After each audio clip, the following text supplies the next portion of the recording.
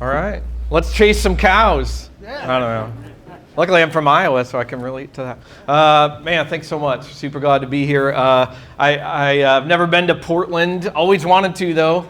And one of the things I love, I know not everybody here lives in Portland, but one of the things that your reputation is that we've always heard about is keep Portland weird, right? Like keep it weird, Austin, Portland. So that's totally my people. If you ever came into Ocean Beach, San Diego, which I know is the least creative name ever for a beach town. We got the ocean and we got the beach.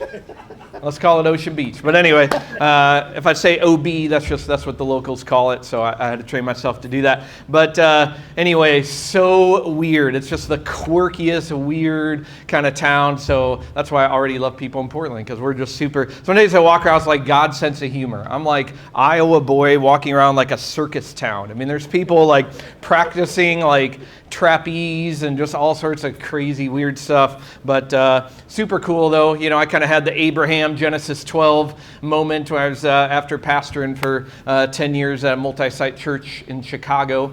Started with 3 campuses when I was there, and they had 14 by the time I was gone, so it was cool to watch that journey, and they're still going strong. But you know, God kind of came and kind of the go to the land that I will show you. And the land he will show me turned out to be San Diego. So you can pray, because I really suffer there for Jesus. And, you know, someone had to go and suffer through, you know, I mean, 70 degrees all year long. It's tough, but sorry. You know, he said it was land of milk and honey.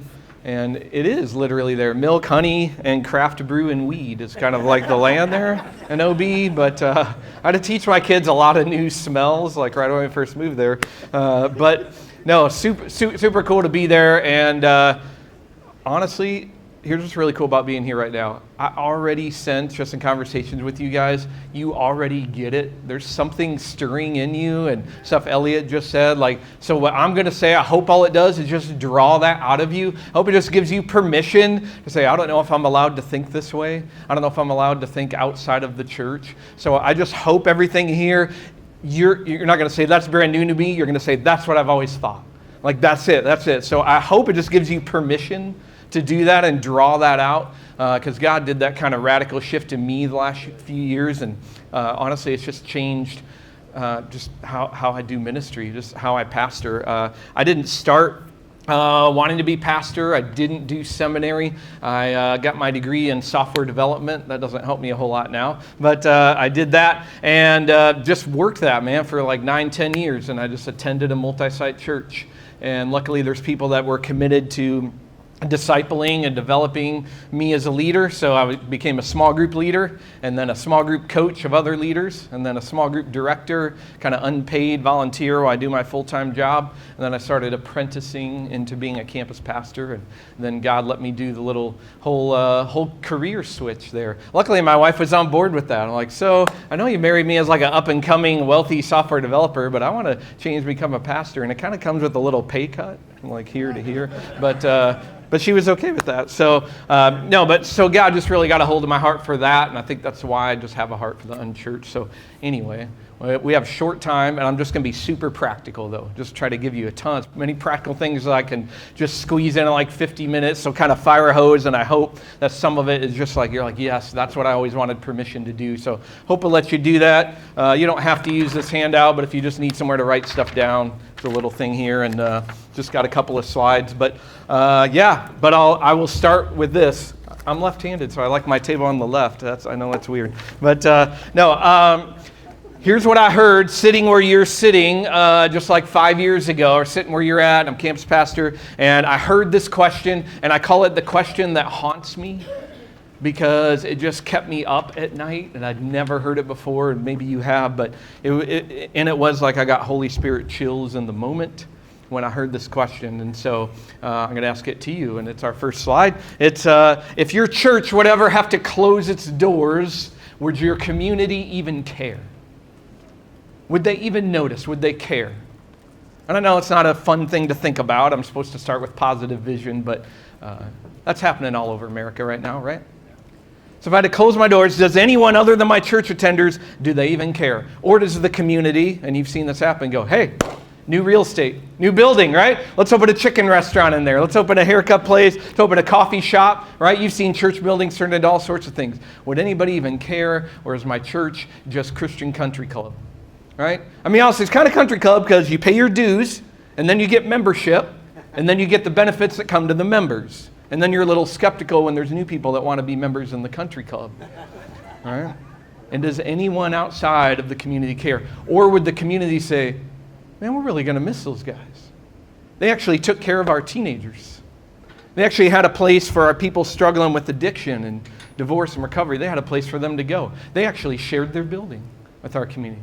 They actually gave and supported all the stuff that we do in the community. They actually helped take care of the poor and the homeless, those people that we don't want to deal with.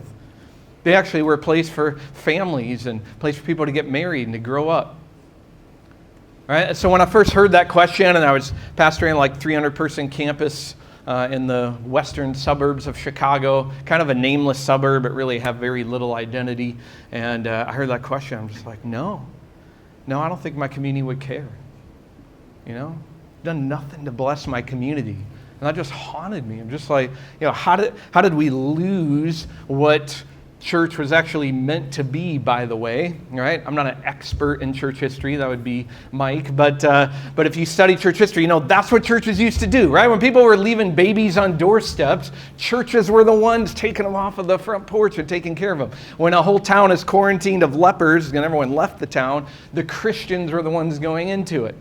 And I'm not a political guy, but, you know, for a while, because churches were doing their job, we actually didn't need a lot of government programs because churches were doing their job. So we actually used to be like that. I mean, right? I mean, you know, watch Little House on the Prairie. It's like you got to have the general store and you got to have the church because, like, they are essential to the town. And it's just not so much anymore. I will say now, as I'm asked that question, well, I don't know if I'll ever say 100% yes, they would, because I'm just always too hard on myself and more to go after. But I'll say this to you, all right? And it's just by God's grace, it's just to give you a vision that it's possible. But in just 4 years is all I've been doing this in Ocean Beach, I think it's possible. I think you could ask our town council, our Main Street Association, and you'll hear some of the stories, definitely our elementary school and our police and a lot of other organizations, and I think they would say, we really miss those guys. And we've won like 3 community awards or whatever. And I just say that just to say, like, I always prayed, God, could you do enough that the community actually recognizes you the way they recognize other businesses? Could you actually do enough where it's not, I'm going out trying to do outreach. They're coming saying, will you do this for us, right? Forget separation of church and state. It's not even in a real document anyway, right? Just a phrase coined a long time ago. And I'm telling you, schools will come to you, public schools, and say, please help us. I'm telling you, it can happen.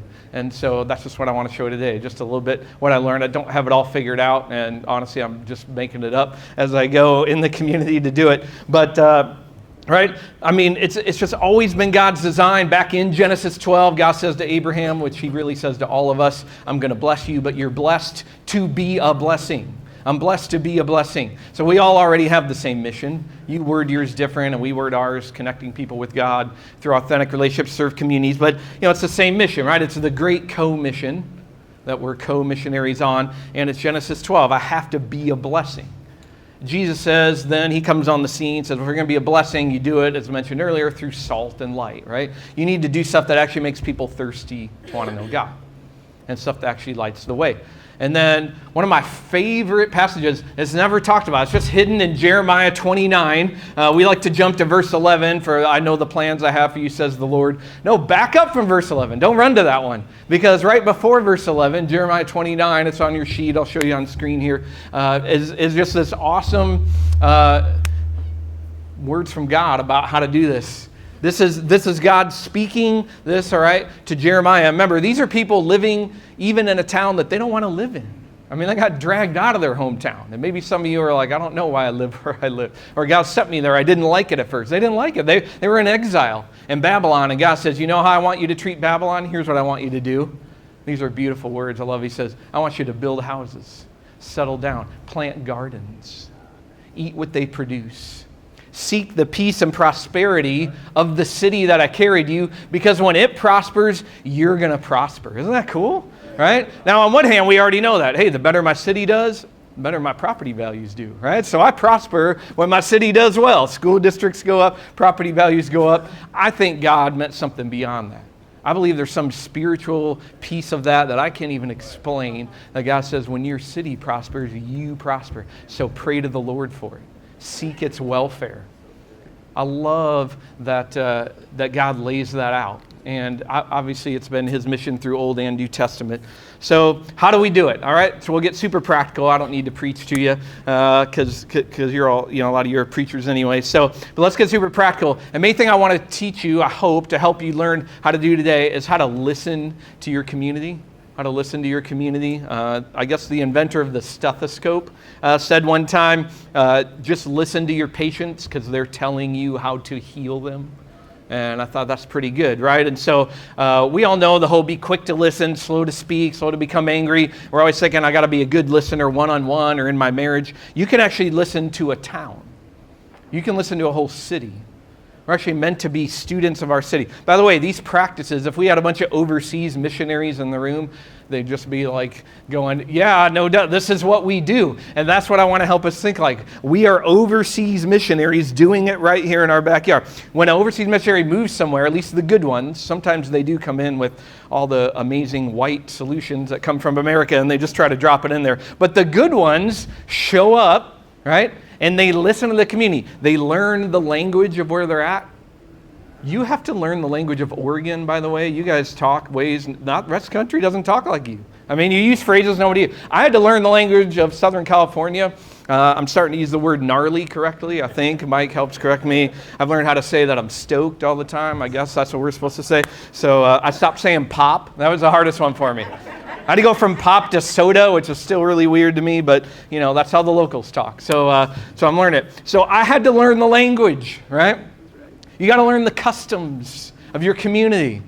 I get just only a couple days here. There's just a lot of stuff super different here than what we're doing where I live at and where I used to live at, right? So we have to think like missionaries, learn to listen to our community. That's what Apostle Paul, by the way, let me show you from Acts 17. You may know this already, just on the next slide there. So he's in Athens, right? And this is when he gets up and preaches. But notice what he says as part of his sermon. He says, people of Athens, I see that in every way you're very religious. How did Paul see that? How did he even know that? Look what he did. I walked around and looked carefully. Have you walked around and driven around and looked carefully in your town? I actually believe I learned this from a church planter friend. I hung out with him a couple days in Albuquerque and he showed me around. I go, dude, you should be the tour guide of Albuquerque, because he knew the history of every place, the places to go everywhere. And it just hit me in that moment. I'm like, I think every pastor is supposed to be the tour guide of their community. They should just know everything about everything there. I mean, that was incredible. I'm just like, yeah, he's doing what Paul does. And I actually do have people say all the time, now, you should be mayor of OB. And it's like, well, good. Then that means I'm doing some of what I should be doing then. And by the way, I have made it my goal to try every single restaurant in Ocean Beach. I haven't had the money or time yet, but I'm working my way through. And I've been to a lot of them. And honestly, you know what? I meet brand new attenders and people out in the community, and I say, you know where you should go eat? You know where's the best place to go have a drink? You know where's the hidden spot to go watch the sunset? Right? I should know that. If I'm the missionary there. So that's what Paul said. I walked around and I looked carefully. I even found an altar with this inscription, right? And then he goes on, by the way, adapts his message to their community, right? So he'd say, I went around and I saw that you have, an inscription to an unknown God. Well, let me tell you, you can actually know that God. Paul would have never known that if he just drops in with, well, let me show you my ideas that used to work where I was at, right? I think about that for me, moving to Ocean Beach from Chicago. Honestly, I could have totally done what worked for me. And first thing I would have said, we need to do a coat drive here. We need to collect coats and hats and mittens because I've seen it work and it's going to be really effective and then we can bless lots of people with it. And then I'll be going, Mike, why did you hire this guy? He's an idiot, right? It doesn't matter that worked for me before. This is Ocean Beach, right? So it's totally different. So we got to learn the places we're at. How do we listen like Paul did? All right, here's a few practical ideas. I would say read your local paper of your community, but I don't even know if it has one anymore, so we don't say that anymore. I'll tell you honestly, one of the most underutilized tools I think of pastors, that's been my single most valuable tool to learn the culture and the pulse and all of the issues going on Ocean Beach, is being in the Facebook groups. If your town has a Facebook group, ours are active. There's about 8,000 people in it, posts every day. I'm going to be honest, about every other day. I wish I could leave it and get out of it because it's just, it's upsetting, man. You just read a lot of just crap in there. I'm just like, oh, I'm so sick of reading this. But I'm telling you, it's so valuable. So I see what people value. I see what they're ticked off about. I see all the stuff that they hate. Unfortunately, they love posting on that. But I see the stuff that they love. You see what they value. So find out, does your community have Facebook groups, and get in them, or on Nextdoor and those kinds of things. Just that, it's our modern day kind of local paper. Huge way to do that. Definitely the idea, I'm telling you, hang out local, man. Hang out local. I was kind of sad. We had a campus pastor. Things didn't really work out. And in the community he was pastoring in, listen, I follow him on social media. He never once posted that he was hanging out in his community. He was always posting, this is my favorite coffee shop in San Diego, and it's 15 miles, 5 neighborhoods over from where he's at. And maybe I'm just too much of a purist, but I'm like, dude, got to be there, right? Be where you're planted. So get to know the spot. Somebody challenged me once. They said, adopt, and you can decide which of these apply to you. I don't step on any toes, but they challenged me, adopt a restaurant, adopt a coffee shop, and adopt a bar in your community. Find the main one that you're going to hang out in. It's cool to visit different ones, but nothing like becoming a regular, right? The waiters know you, the baristas know you. What if you adopt one? He said, that's the one I go sit and work on my laptop.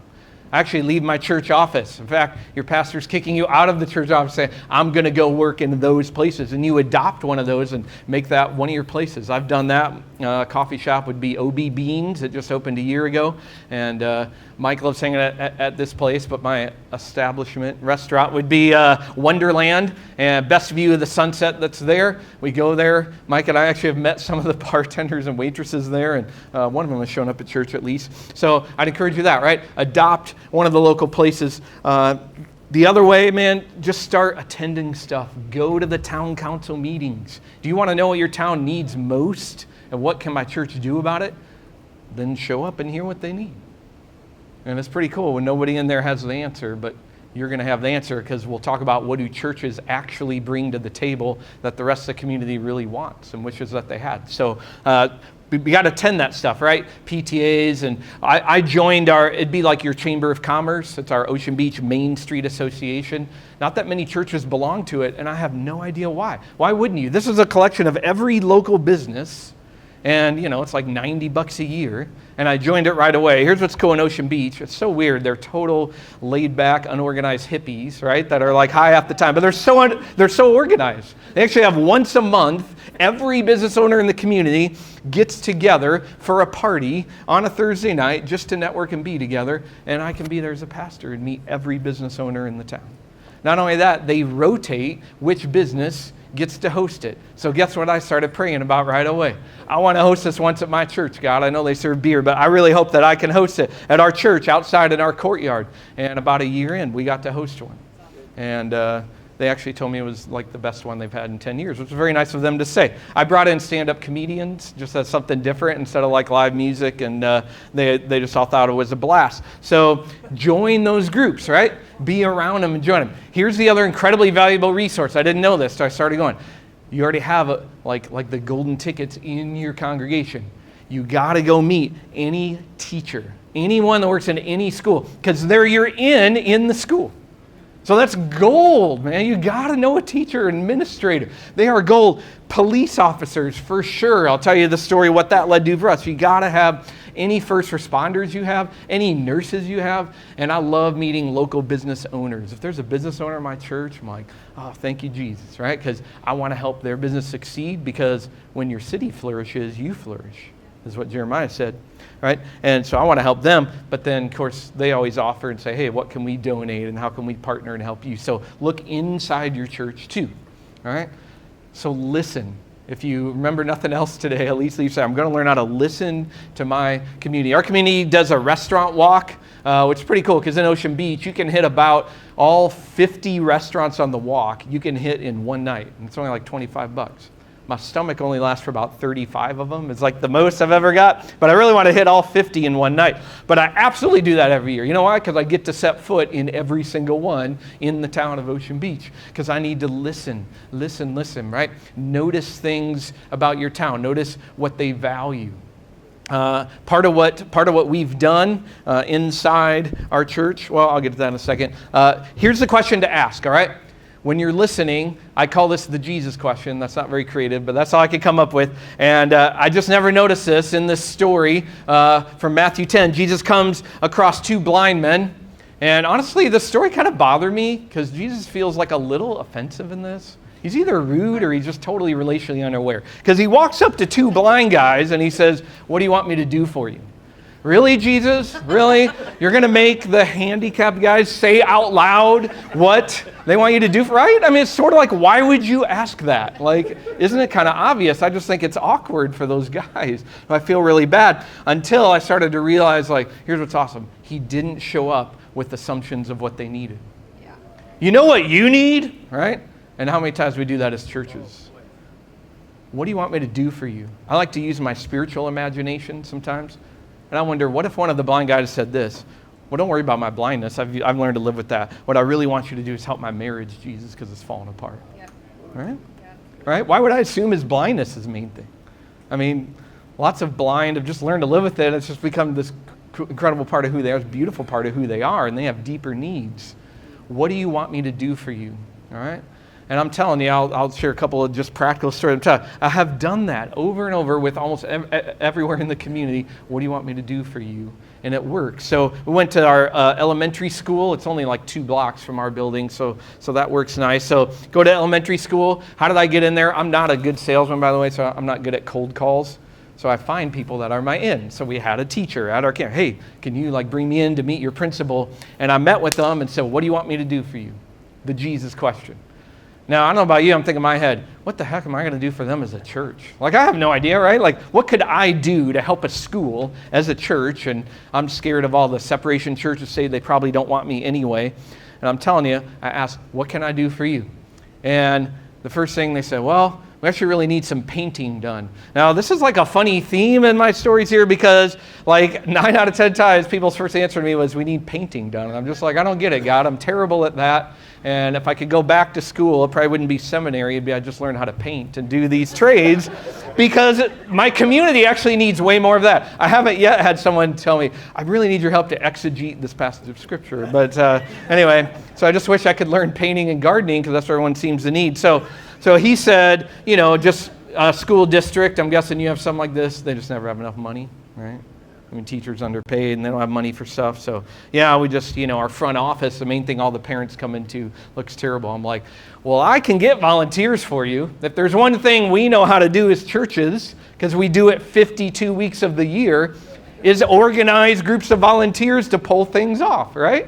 I mean, really, who is better in this country at organizing volunteers than you guys, because you do it all the time. So I'm like, I can get volunteers here, and I can buy a couple buckets of paint. In fact, we'll buy it for you and stuff. So we redid their front office. Found a girl in my church who would a lot of places, Ocean Beach, have surfboards with stuff painted on them, hung up. That's what I learned walking around my community like Paul did. So I'm like, how about we give you a surfboard and we'll paint your school logo on it and stuff. So we redid their front office, and they're so blown away, right? Because remember, nobody knows what to do with grace.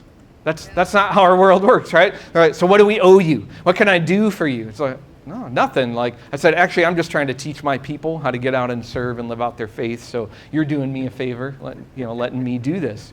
They don't know what to do with grace, right? Undeserved, no paying back. So I don't ask for anything back. I don't say, do you mind plastering up Newbreak Church, stickers all over the place. I just said, we just wanted to do this for you. He even said, well, can I at least have a little stack of church invite cards in case people come and ask anything? Maybe we could direct people to you.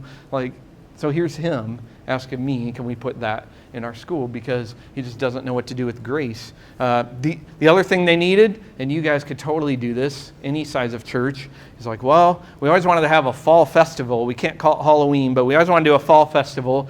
But the problem is we can't get anyone to volunteer because schools struggle with that. It's pulling teeth to get parents to volunteer. And we don't have any of the games. I'm like, well, we have all sorts of kids' games. We do that all the time. And I got a lot of volunteers. So we ran their fall festival for them. By the way, one of the best church budget purchases I ever made, it cost $200. And it's a popcorn machine. Just buy it off Amazon because I just bring it everywhere I go in the community. So I said, we'll serve free popcorn there because it's the cheapest thing ever, right? And set up games. and volunteers, let's give candy to the wind. And so we ran their whole thing. Now, I warned my people, okay, you don't have to do it just like this. It's just what I did, because they all said, do you want us to wear our Newbreak shirts, and do you want us to, and come ready with invite cards? I said, you know what, since this is our first event there, actually I took the risk. I said, no, I just want to earn their trust. Right, because part of why schools aren't inviting churches in, because they're wondering how soon until you got the bullhorn out and you're shouting at people, right, and telling them about Jesus through the bullhorn. I just want them to trust us. I even tell them, say, honestly, I don't know if a single family that we meet tonight is going to come to church because of this, although I don't know what God's going to do. But I'll tell you this, the principal will trust us. Yep. And so will the teachers, because they know that it's Newbreak, even if nobody else knows. And I'll be honest, as a pastor, right, I say all this stuff now. I didn't know. Honestly, I was doubting myself. I'm like, am I being stupid, God? Like, am I missing out on this opportunity to get everyone into my church or whatever?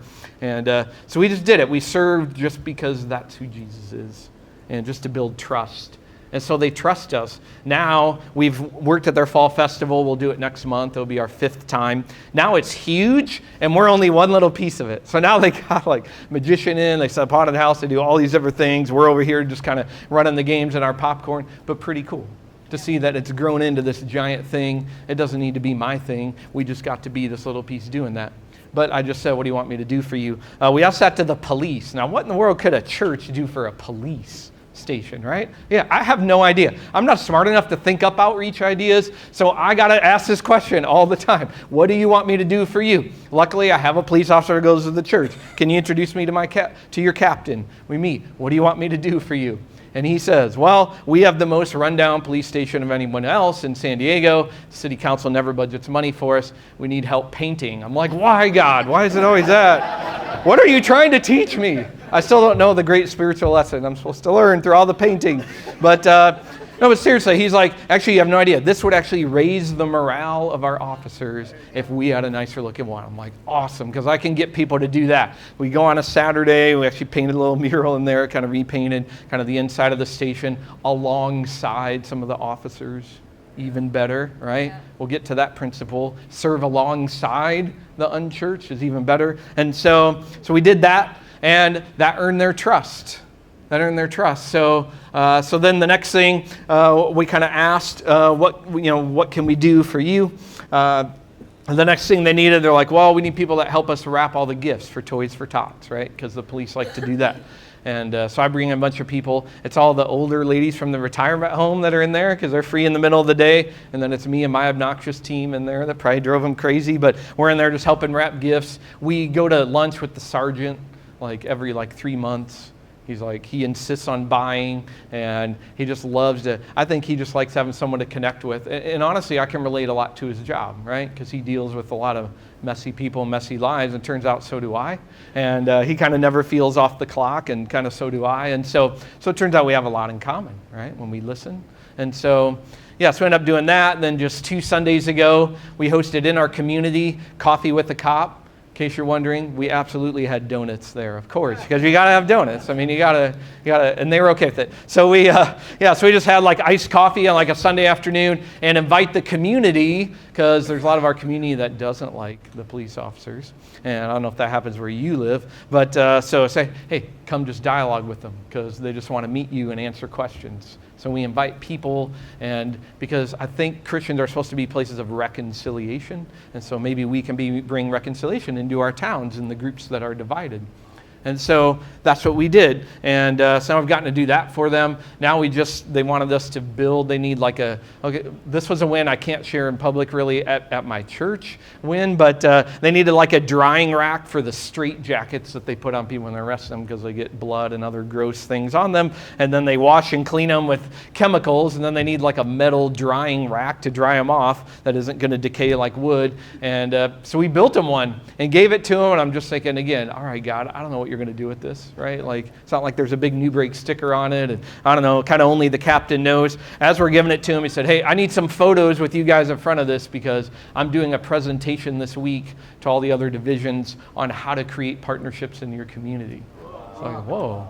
Thank you, God. I didn't even know you were going to do that, right? And so now he's going to say, by the way, we found a church that does this. Isaac, our Hillcrest campus pastor that just launched 2 weeks ago, he understands all this stuff too. So he already went to a community event, as we're meant to do, met some police there. You go, wait, Newbreak, are you the guys that do all the stuff for all that division over at Ocean Beach? Yeah, same church.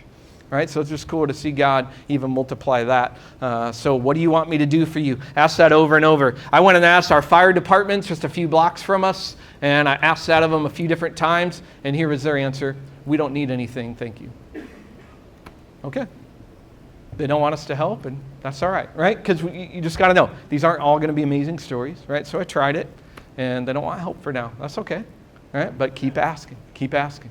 So we just started it with the high school. And they said, there's projects we want you to help with on our campus over summer while the students are gone. I think it was nasty cleaning somewhere. And but they didn't really follow up and have us do it. But it's out there, though. I met the principal and the vice principal, and we talked about it. And there's a little lady who serves coffee to all the teachers on her cart all day, but she buys it all out of her own pocket. So I'm like, oh.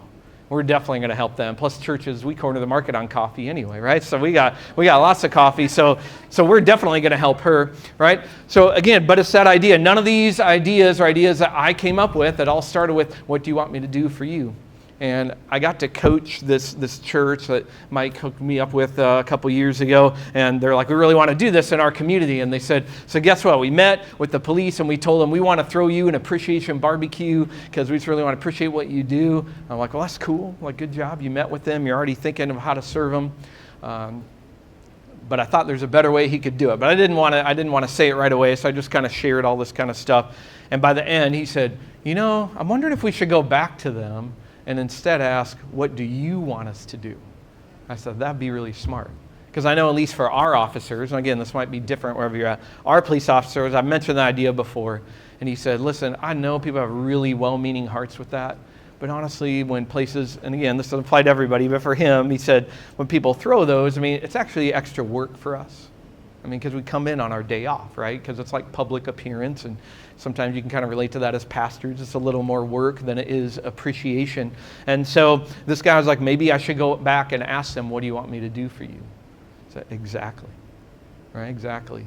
Because yours will have something totally different, right, than what we thought of. So, by the way, with OB Elementary School, since we kind of built the trust in them, what it's turned into, now every August we collect a bunch of backpacks, right? Do a big backpack drive because they have some kids who can't afford them.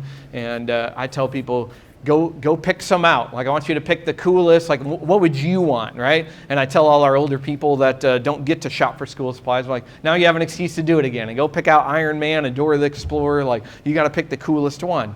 I don't want them to have a Newbreak backpack. I want them to have the coolest backpack like all their friends have. And you go do that. And so they did. And then someone even came, because our people think of ideas, right, that I don't think of. And they said, guess what, Carter? I hid $5 in one of the pockets because I just know one of the kids is going to think that's so cool.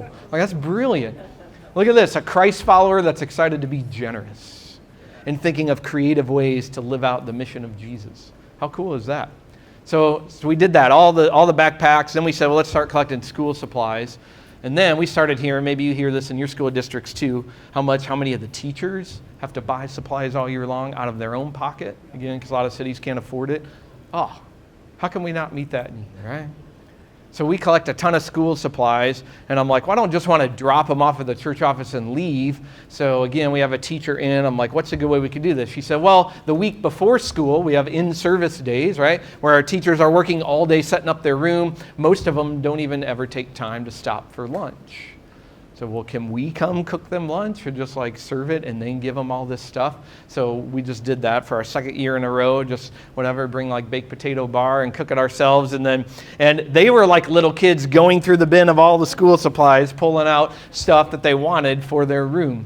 And so these partnerships can build, but again, it all starts with just the asking, what do you want me to do for you?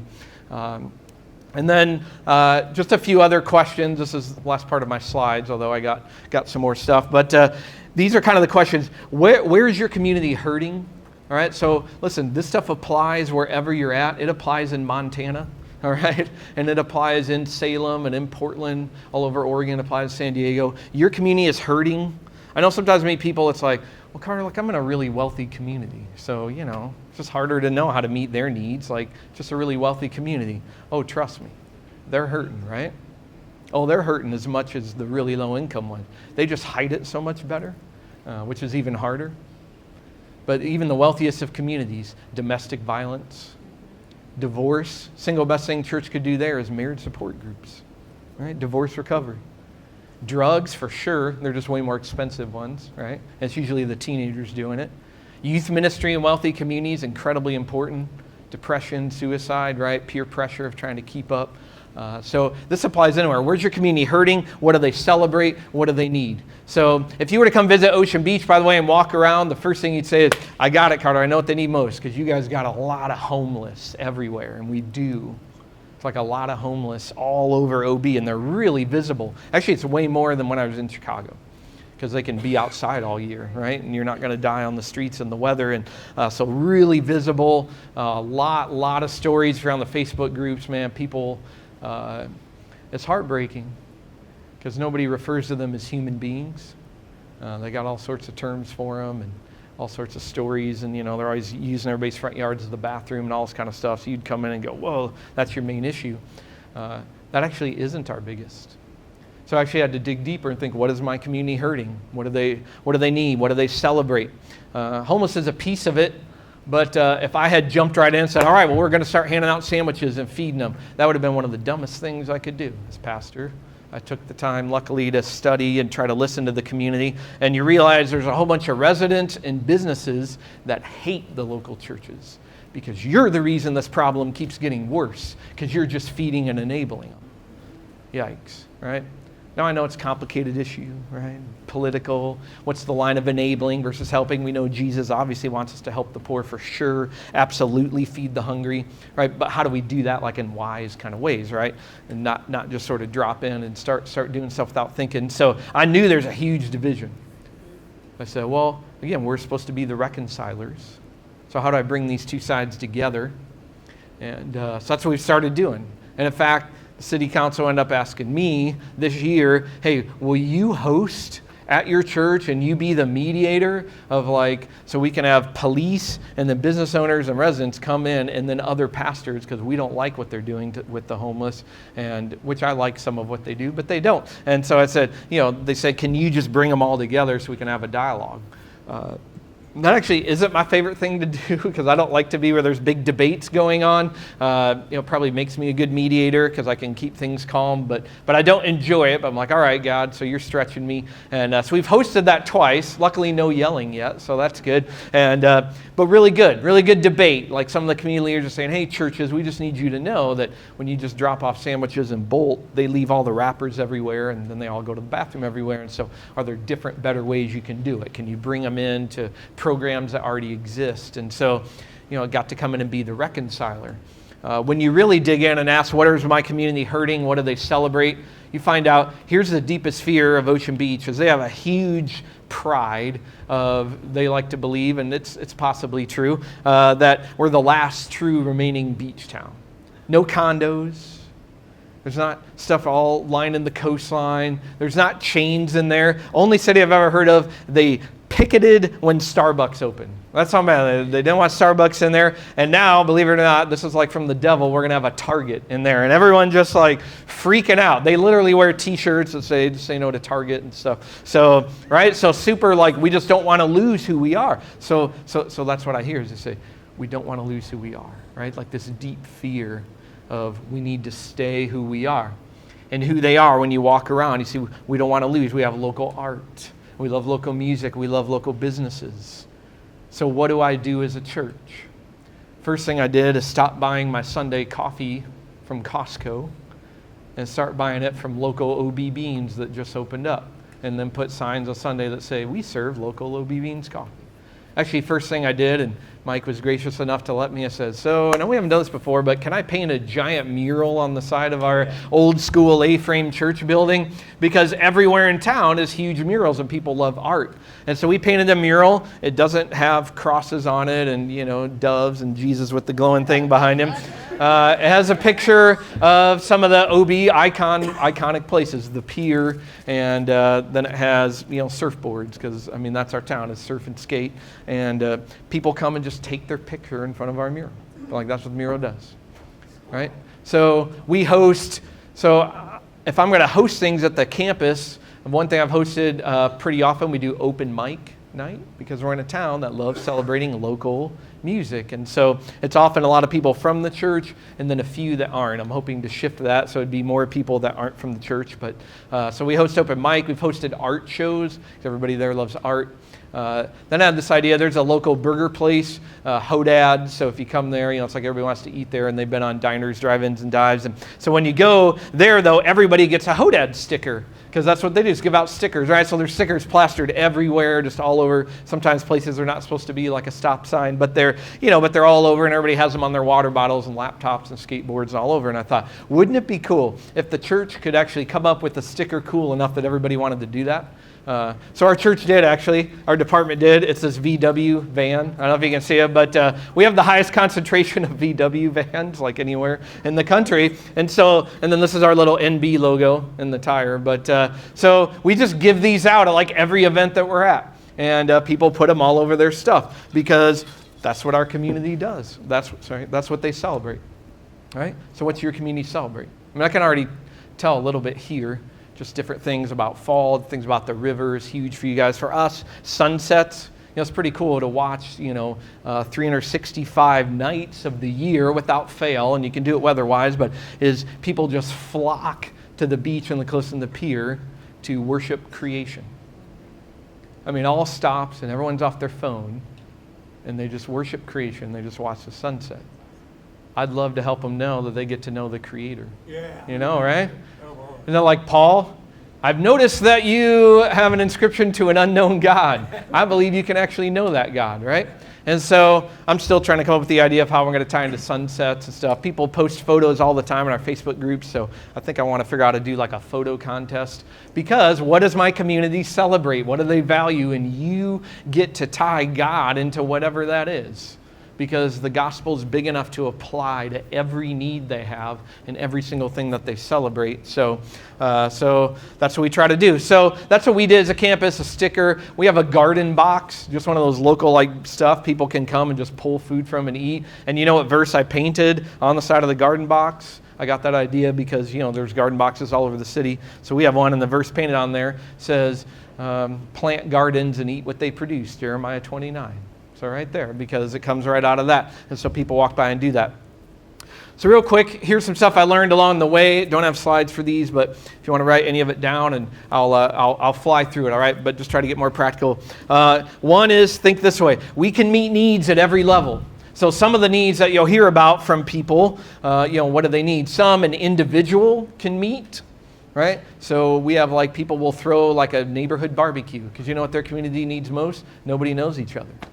A bunch of they're all transplants, so loneliness is kind of a big thing. It looks like paradise, but it's full of lonely people that live and pay way too much for rent and stuff. So they're kind of lonely, and they work a lot. So they throw. By the way, so the idea we do every May, because Memorial Day kicks off the summer, even though it's always summer for us. But Memorial Day to Labor Day, it's summer. So we give out free bottles of barbecue sauce at Sunday services. I say, I bet you've never had a holy bottle of barbecue sauce. Well, this is a holy bottle, because we're going to pray over this bottle, and that God will show you who you're meant to invite to your house for a barbecue this summer. And then we want you to post photos of the barbecue with the hashtags and stuff. So I haven't got people to do that part as much, but we give away every single bottle, because I need my people to be the missionaries. They need to think that way, not just me. Which, by the way, that's the next big step for us, man. That's the one I'm impatient. Come on, God, we get it as a staff. I just desperately want my people to get it, because I try to help them see this vision. I mean, if my staff works really hard, and they do, and let's say we could pull off even 2 outreaches a month, we do probably almost average that. It's just a ton of work, right? And that's exhausting on top of weekend services. So that'd be 24 outreach things in a year. I mean, that's pretty good. Imagine though if I have 20 small groups on my campus. If all 20 small groups did just one thing quarterly in a year, we'd pull off 80 outreaches in a year. That's insane, right? 80 on top of the 12 to 20 that we'll do, on top of individuals all throwing barbecues. I mean, that's a movement of God. I like how Elliot said, we just want to be the Jesus movement here. And that's how I would say it. I don't want to plant a church. I want to plant a movement of God in there. So think about it. Some of the needs you hear, individuals can meet them. Some of them are big enough for a life group. So like the men's group that I'm in, I started it, but then I trained a leader and passed it off to him. But I still attend because I like the guys and it's life-giving to me. So we were finding, him and I wanted to have this group. Hey, we regularly serve. Which, by the way, how cool would it be is if your small group has 4 weeks in a month and they do study week 1, week 2 is go out and serve together, week 3 is Bible study, and trust me, it'll be the best discussion you've ever had. Coming off of the mission field and being out serving, man, the Bible's going to come alive and everyone's into the discussion. And then week 4 could be, that's the week we just barbecue or we throw a party and then we get to invite non-Christian friends. That'd be a pretty cool rhythm. I don't have all our groups doing that yet, but that's just my dream where I want to get to. Some of the needs you'll hear, you'll be like, whoa, that's way too big. It's going to take our whole campus to do that. Cool. Well, we can do that then.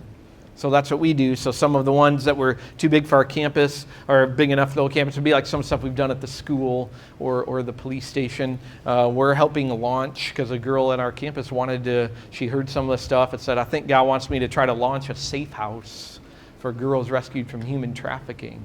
They're like, that is incredible. That'd be awesome, right? And I can't think of a cause that resonates more with everyone in our community across political lines than that, right?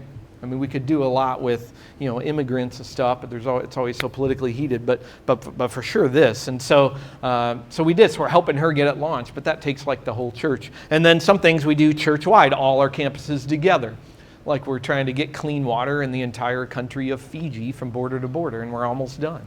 So it's cool because you'll get to be alive. We'll all be alive to see that in different countries. And so part of that is just thinking at every level, that you can meet that stuff. Second thing I've learned, listen, what do we bring to the table as churches? That's how you got to start looking at, right? Think about what resources do I have?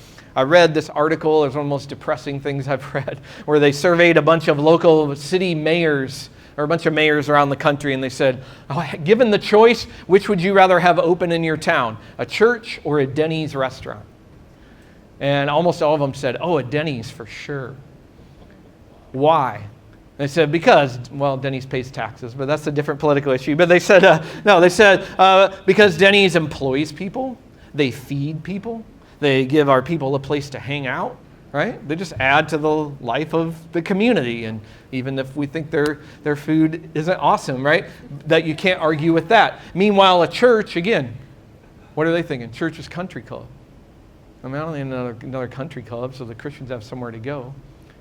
So how did churches get to where mayors are saying, I got to have a church? Because they're the only ones that bring this, right? All that stuff I mentioned earlier, helping teenagers and marriages and everything. So what do we bring to the table? One thing we bring, now again, depends where you meet. I know some churches, we rent out of certain places.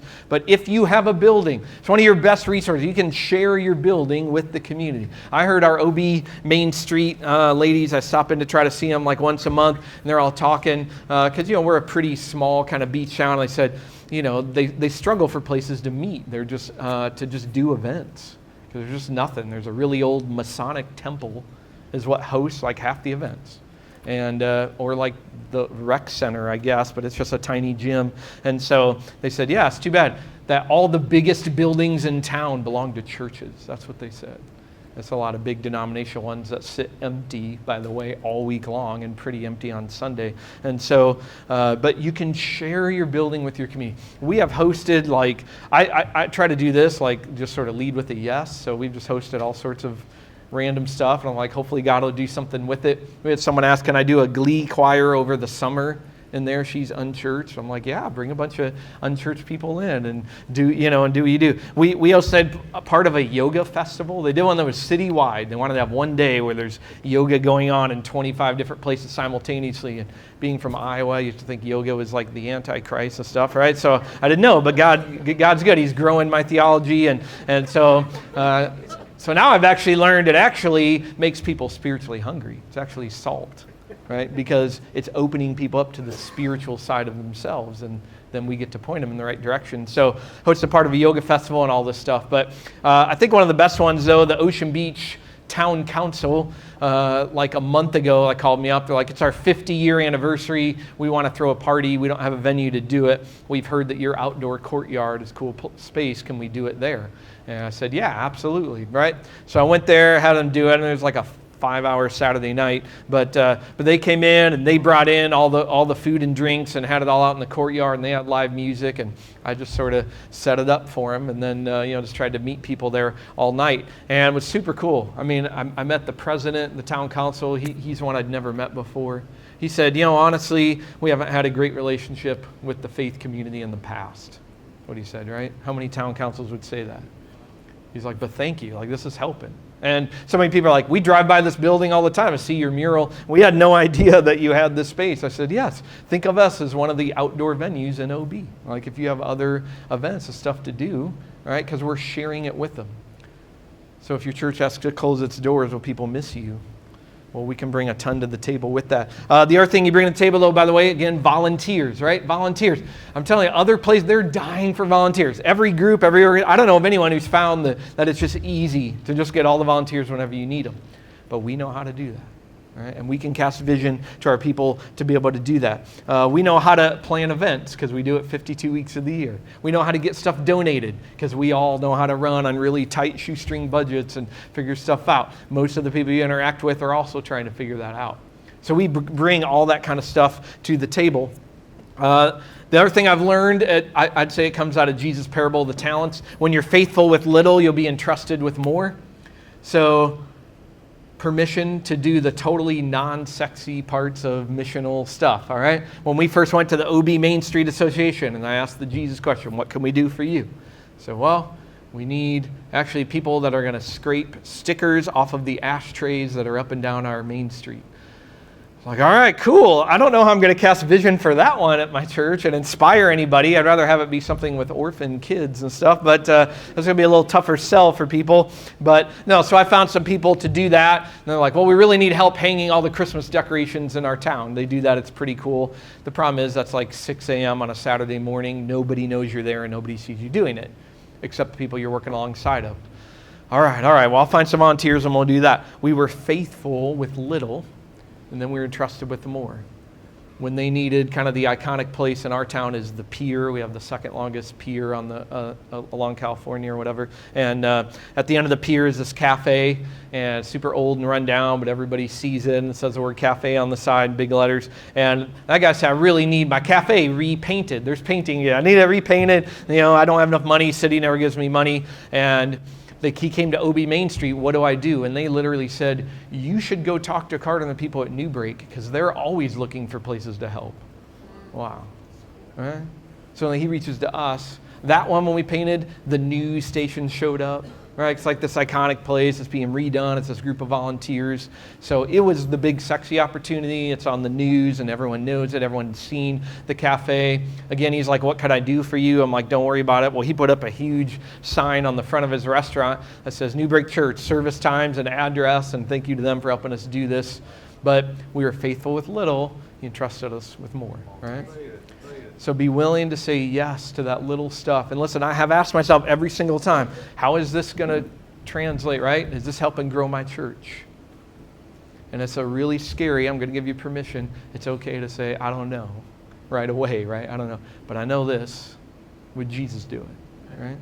I mean, is this part of what it means to just be the church and to be salt and light and to bless? So that leads into what I'd say that my next one is the target audience.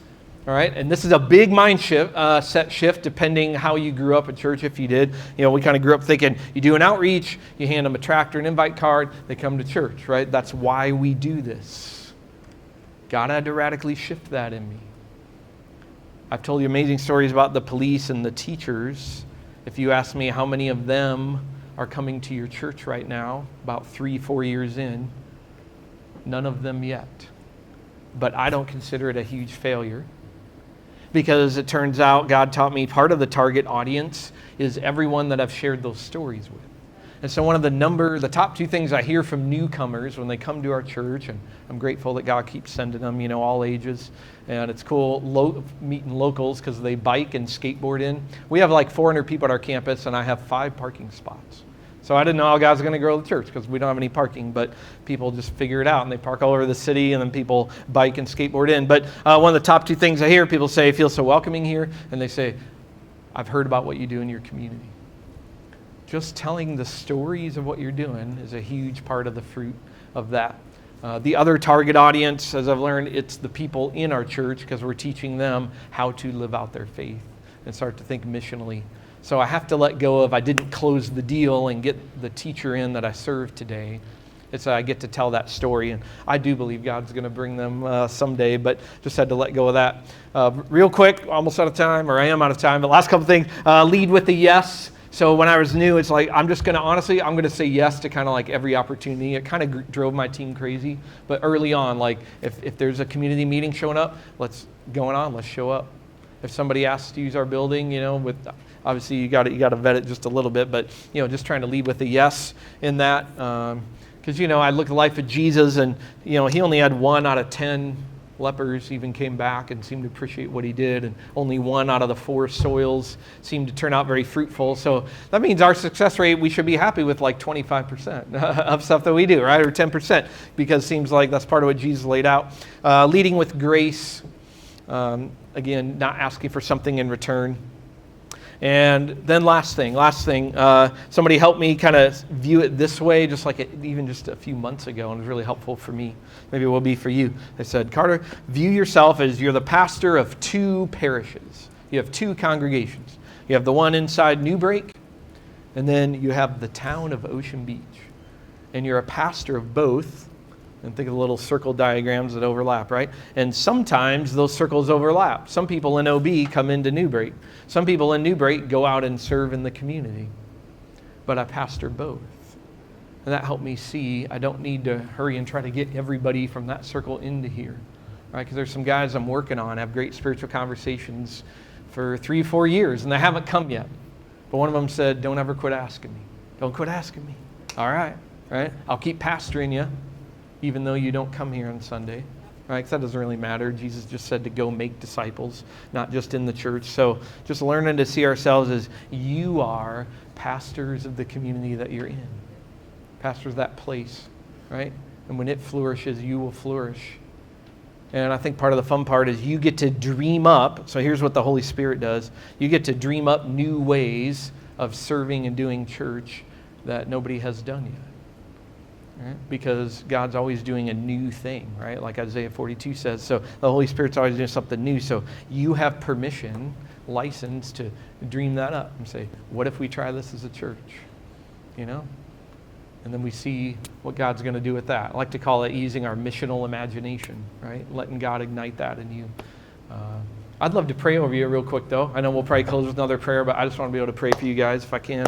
God, I just thank you for every person here. I know they trade in a lot of sweat and energy and stress and money and emotion and time for your mission. And I pray, honor them for that. Bless them. Let them taste some of the fruit of their labor. I pray that today you're igniting their spiritual imagination, their missional imagination. Give them permission to go follow the Spirit of God outside of the church walls. Start new partnerships, dream up, bless people just because I think Jesus would do this and that's enough.